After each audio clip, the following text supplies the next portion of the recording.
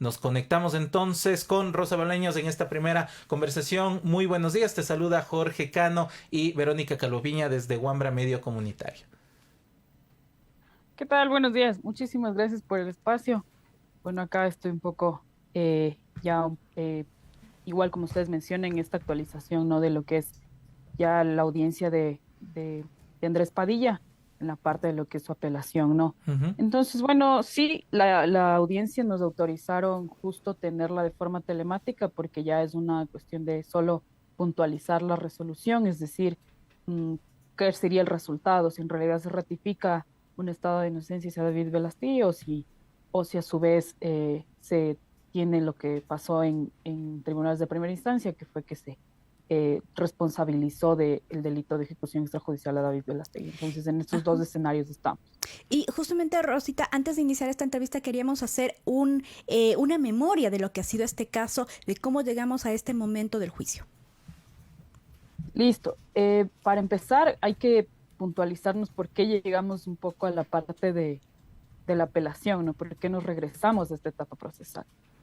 Entonces, en ese sentido, hay que tener este contexto de que se empezó con todo lo que fue todo el proceso ordinario por asesinato en un primer lugar, luego viene una reformulación de cargos y se da esta parte de la ejecución extrajudicial perdón, de la extralimitación en un acto de servicio, que es el artículo 293. Sin embargo, en estas etapas procesales, que es la instrucción fiscal y luego la audiencia, que ya fue per se, siempre había esta discusión, ¿no? Ejecución extrajudicial o a su vez extralimitación a un acto de servicio. Entonces también hay que tener en cuenta cómo fue la actividad investigativa de en realidad dilucidar si esta fue o no fue el contexto en el que sucedió. Luego, más tarde, ya en la parte de la audiencia, viene a ser ya la ratificación del estado de responsabilidad, es decir, de culpabilidad de David Velastegui por extralimitación. Y esta parte justamente es donde se crea, digamos, un poco de la controversia de la sentencia. ¿Por qué? Porque viene a aplicarse justa una parte de lo que es lo que está mencionado en el Código Orgánico Integral Penal, en su artículo 46, que es una aplicación de un atenuante trascendental. Es decir, si una persona ayudó a que se investigue, si una persona facilitó a que se investigue o incluso a que se sepa esta verdad procesal, ¿no? Entonces, en ese sentido, es lo que se aplica con con David Velastegui. Sin embargo, hay que recordar que este atenuante trascendental funciona en dos situaciones, es decir, cuando no existe una situación modificatoria del tipo penal o agravante del tipo. En ese sentido, esto no se cumple. Esto es lo que se cuestionó incluso ya en la parte de apelación, que un poco me estoy adelantando, es esto, es decir, no se cumple porque eh, parte del artículo 293 en su segundo inciso menciona, si es que esta extralimitación provoca la muerte de una persona, se aumenta la pena. Entonces Ujú. ya es una constitución o sea, de este delito que ya la modifica la pena, es decir, existe una circunstancia modificatoria de la pena. Entonces, en ese sentido fue el argumento que se planteó también en segundo nivel. Luego de que pasó esto, en la sentencia de primer nivel, en apelación, ahí sí ya se tiene una discusión igual, de esta manera, que está mal aplicado el atenuante trascendental, pero que se debe mantenerlo resuelto eh, por el tribunal de primer nivel, en ese sentido que se ratifique el estado de culpabilidad.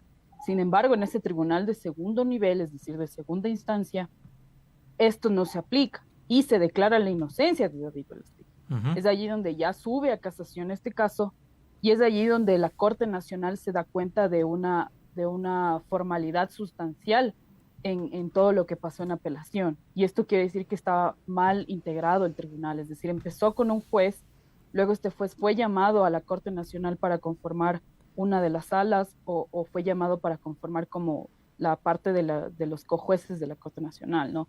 Entonces, en ese sentido, hubo esta falta de conformación del tribunal, lo cual provoca un tema de competencia bastante complicado, es decir, no se puede conocer de esta manera, pues, es decir, no se puede tener un tribunal ya conformado y luego para cuando se va a resolver, otra vez regresa este juez que ya fue llamado a Corte Nacional. Entonces, eso se dio cuenta la Corte Nacional en este recurso de casación y es por eso que retrotrae a la etapa en donde se cometió la vulneración, es decir, apelación. que es a la audiencia que nosotros fuimos y presentamos este recurso de apelación, es decir, nuevamente se fundamentó este recurso de apelación en estos puntos. Es decir, que sí existió la extralimitación, por supuesto, con todos estos presupuestos de que no se cumplió el uso progresivo de la fuerza y mucho menos era un operativo en el que ameritaba tener esta cuestión de una técnica de letalidad para una persona que ya estaba de salida de los acontecimientos que sucedieron en el control de mascarilla y por ende estaba en una situación de indefensión con un agente de la fuerza pública. Entonces, en ese sentido, fue para allá esta fundamentación. Luego la aplicación indebida del atenuante trascendental y finalmente estirar, ¿no? Es decir, estirar la cuestión de la sentencia de primer nivel para que se cumplan los estamentos de lo que es una verdadera reparación integral, que incluso fue contada con una fundamentación de la parte de garantías de no repetición, que en realidad las capacitaciones tengan esta cuestión metodológica para la fuerza pública, por supuesto la parte de rehabilitación e incluso aplicaciones de reparación para víctimas indirectas que es su madre, ¿no? Es decir, cómo está su situación de salud, cómo afectó su proyecto de vida después de que Andrés Padilla muriera. Entonces, en ese sentido, fue toda la fundamentación de esta apelación. Y justamente en esta última parte, ¿por qué es importante lo que se dicte mañana para que genere un precedente en el contexto que venimos escuchando del actual presidente Guillermo Lasso, autoridades, el anterior presidente también, Lenín Moreno, un tanto sobre esta soltura un poco más de la acción de la Policía Nacional para combatir la delincuencia, pero que podría estar en una delgada línea sobre el tema de la impunidad? ¿Qué tipo de precedente podría generar esta sentencia, la ratificación quizá justo de lo sucedido, el asesinato de Andrés Padilla en manos de un policía el 23 de agosto del 2018? Claro, entonces justo es lo que tú mencionas, es decir, este sería el momento para que en realidad el tribunal tenga la oportunidad de generar este precedente, es decir, y en tres aristas importantes, también rescato lo que tú mencionas. Liberar esta parte del discurso de impunidad, es decir, no existe una carta blanca hacia la fuerza pública para esta cuestión de esta estructura de lucha contra el crimen, que es lo que vemos, ¿no? El discurso oficial. Es decir, no se puede tener una ponderación de impunidad, lucha contra el crimen por sobre derechos fundamentales, ¿no? Entonces, en ese sentido, también desmitificar esta cuestión de la securitización como política, digamos, de acción rápida, que es lo que hemos estado viendo. Es decir, sucede un problema social y que es lo primero que responde el Estado, una cuestión de la utilización de la fuerza pública. Entonces, en ese sentido, va este precedente en este primer punto. En segundo lugar, examinar en realidad lo que sucede con el uso de la fuerza dentro de lo que es Fuerzas Armadas, Policía Nacional. Entonces, en ese sentido, y no solo hacer un examen al caso en concreto, sino en realidad más estructural. Es decir, ¿cómo debería actuar la Policía Nacional en esos casos? ¿Cómo debería actuar las Fuerzas Armadas si sucede algún evento de excepcionalidad? Es decir, porque ahora vemos que incluso el discurso oficial está encaminado a esto. Las Fuerzas Armadas deben ser complementario al uso de la fuerza de la Policía Nacional. Entonces, en ese sentido, también examinar cuál es el rol del uso de la fuerza para la fuerza pública y la Policía Nacional. Entonces, en ese sentido, debería estar así. Y esto nos permitiría tener una reforma estructural, es decir, el Estado colombiano está pensando en una participación de Naciones Unidas para la reforma estructural de la Policía Nacional y Fuerza Pública. ¿Nosotros qué estamos haciendo? El anterior año, justo se entró en vigencia la Ley Orgánica de Uso de la Fuerza. Sin embargo, digamos, este cambio de régimen legislativo no tiene un asidero en la parte de política de seguridad. Entonces, en ese sentido, ¿dónde está el cambio estructural de la fuerza pública? Y por último, el tema de reparación, que es también lo que sería un precedente para en realidad tener la parte de víctimas indirectas de lo que provoca el accionar de la fuerza pública hacia las personas. Entonces, en ese sentido, debería manejarse este precedente y por sobre todo lo que tú mencionas, Jorge, es decir, esta parte de cuál sería el mensaje final de este tribunal hacia lo que, y más que todo no el del tribunal, sino de una de las funciones autónomas del Estado, es decir, una de las funciones, digamos, también que acompaña la parte de las otras funciones del Estado, pero la que es justamente tiene esta parte de imparcialidad, es decir, este mensaje final que sería al Ejecutivo. ¿Qué pueden hacer la fuerza pública cuando en realidad constituye una extralimitación y por sobre todo rever la política de seguridad? Es decir, ¿estamos ante una normalizada impunidad o en realidad se fiscaliza los actos arbitrarios que existen dentro de la fuerza pública? Entonces, esa sería la oportunidad del tribunal, es decir, empezar por un cambio estructural para la fuerza pública. Ahora, Rosita, en su momento, María Paula Romo, quien fuera ministra del Interior durante el gobierno de Lenín Moreno, cuando sucedieron estos hechos, salió personalmente a defender a David Velastegui, el policía implicado en este caso. Y ahí quisiera preguntarte, durante este tiempo que como INRED ustedes han llevado la defensa, ¿cómo se ha sentido la presión y la defensa, digamos, de la policía y de la presión, no sé, si han sentido esta presión justamente de las autoridades policiales y estatales? Es bastante simbólico lo que sucede en las audiencias. Por ejemplo, nosotros llegamos justo con las víctimas, es decir, en este acompañamiento con las víctimas. Pero el otro lado, que es justamente ya viene a ser la defensa de David Velastegui, tiene un acompañamiento incluso por parte del Ministerio del Interior e incluso Ministerio de Defensa. Allí se encuentran dos representantes jurídicos del Ministerio de Defensa y Ministerio del Interior en la audiencia. Al menos en esta que fue de apelación se ve esto, y es decir, y un gran respaldo también simbólico de los policías que entran en la sala de audiencias. Por supuesto que en audiencias públicas, sin embargo, vemos esto, es decir, uniformados dentro de la audiencia. Entonces, en ese sentido, también se ve una cuestión de lo que hemos estado viendo, estos fenómenos de lo que sucede dentro de la fuerza pública, este espíritu de cuerpo, que en realidad significa o qué símbolo tiene. Entonces, en ese sentido, va esta presión, llamémoslo simbólica, pero sí también en su momento, cuando el proceso llegó a audiencia de juicio, también vemos esta parte de cómo nos cercan el complejo judicial de Ayarra Ibarra. Pasó también que a uno de nuestros compañeros de comunicación igual tuvo agresiones ahí con la policía. A veces no quieren dejar entrar a la demás familia a la audiencia. Entonces, en ese sentido, veíamos esto. Es decir, ¿qué es lo que sucede en realidad con la fuerza pública? ¿Por qué no se puede cambiar esta situación estructural que deshumaniza a la fuerza pública y tener esta actuación, digamos, debidamente facultada, que está en la norma? Sino en realidad vemos esto, una cuestión, unas actuaciones arbitrarias dentro de lo que ya va a ser incluso lo que tú mencionas, ¿verdad? Es decir, la parte del acompañamiento de autoridades políticas en ese tiempo, que era María Paula Rom. Y esto es un fenómeno que se ha venido, eh, por ejemplo, materializando en el Ecuador. Es la politización de los procesos. Es decir, una autoridad con un poder de decisión bastante alto influye en un proceso que debería ser imparcial e igual para quienes están como partes procesales. Sin embargo, eso no sucede. Entonces, y este patrón incluso se repite en otro caso que hemos también venido acompañando. Recordemos también lo que pasó dentro del caso de Olavini con María Paula Romo, igual como actora principal en un proceso que debería ser imparcial, ¿no? Entonces, ese es el, digamos, esta presión simbólica y por supuesto también sin olvidar esta presión material hacia incluso nuestros mismos compañeros y hacia la familia de nuestra vida.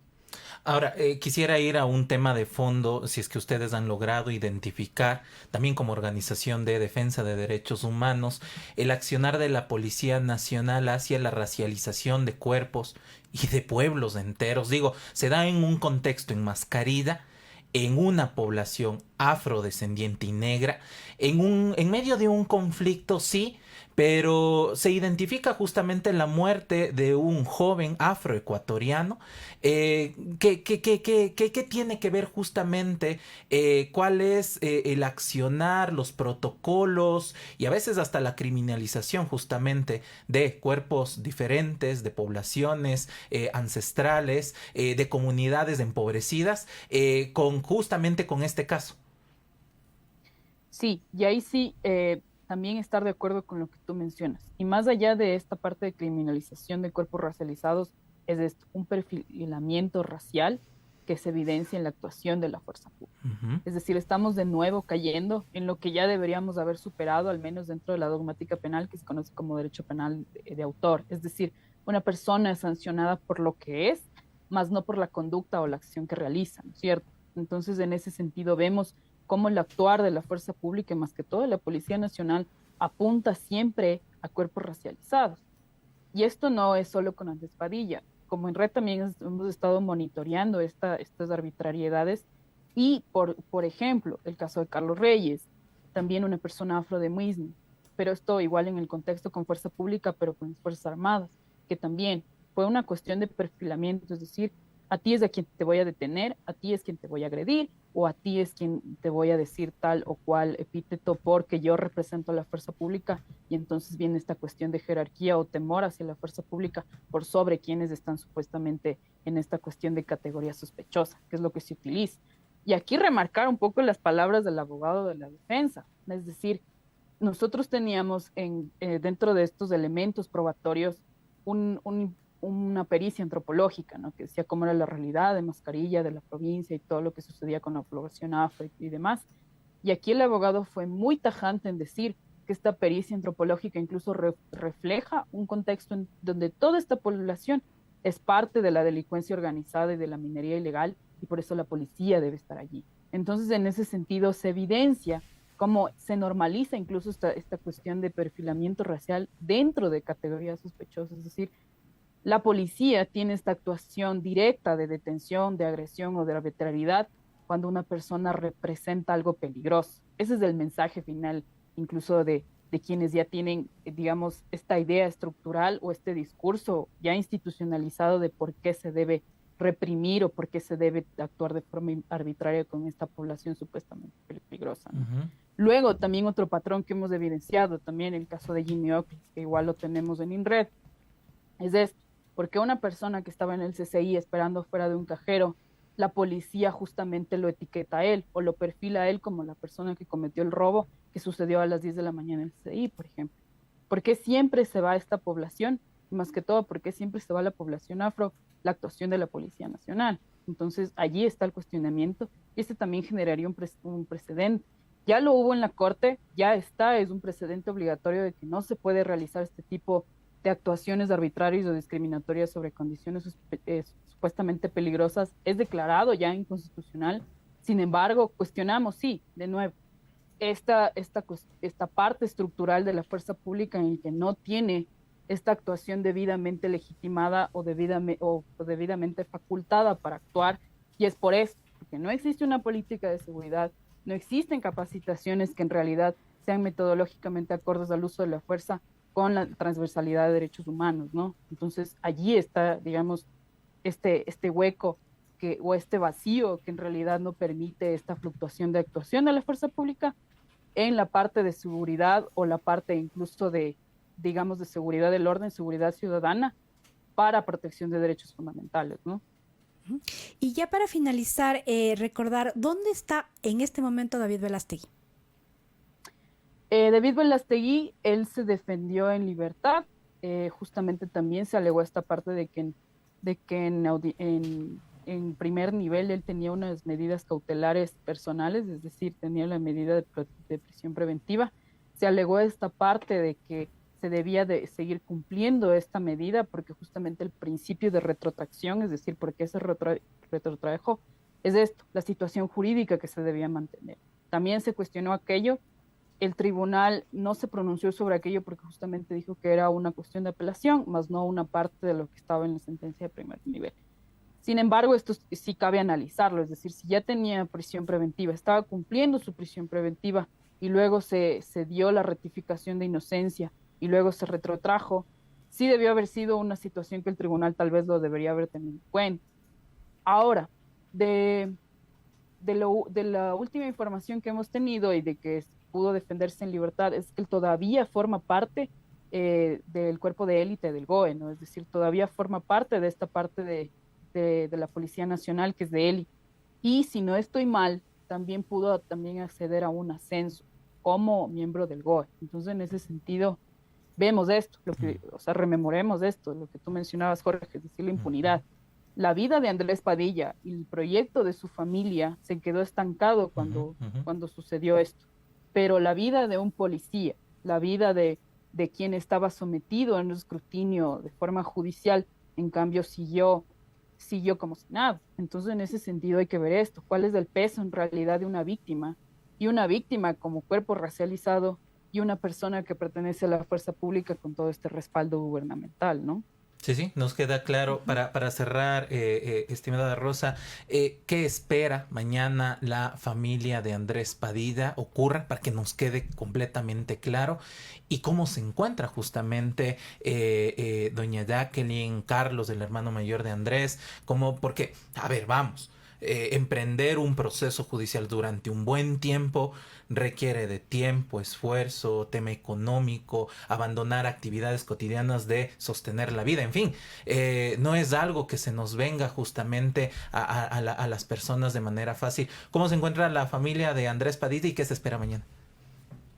Sí, justo doña Jacqueline también ha estado en la audiencia que tuvimos el 31 de diciembre y lo que se espera es esto, que se responsabilice no solo a la Policía Nacional, sino que se responsabilice a David Velastegui como quien ese día quitó la vida a Andrés Padilla, es decir, por su actuación arbitraria, por esta falta de todo este tema estructural de lo que representa la fuerza pública en cuanto a violencia, arbitrariedad, una normalización de la impunidad. Entonces, en ese sentido es lo que se espera que existe esta responsabilidad penal individual por sobre quien cometió esta conducta.